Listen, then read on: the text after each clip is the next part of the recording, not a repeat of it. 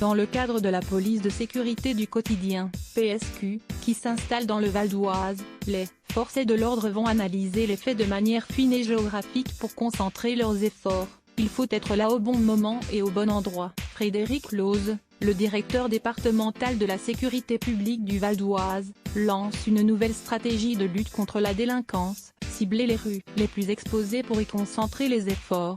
Dans le cadre de la police de sécurité du quotidien, PSQ, qui s'installe dans le département, une méthode qu'il a éprouvée lorsqu'il dirigeait la police de Nice.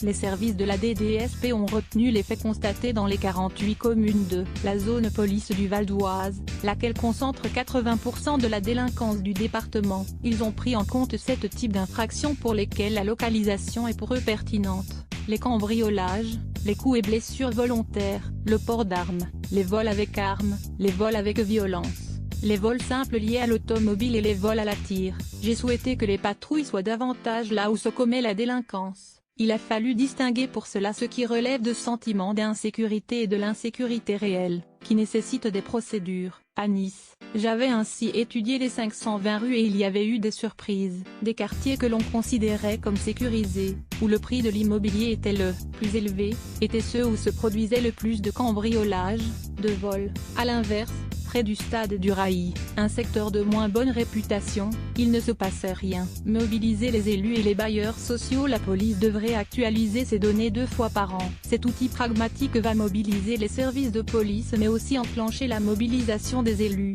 des bailleurs sociaux. Cela va obliger à se poser des questions sur la présence policière, mais aussi peut-être sur la vidéosurveillance et l'emplacement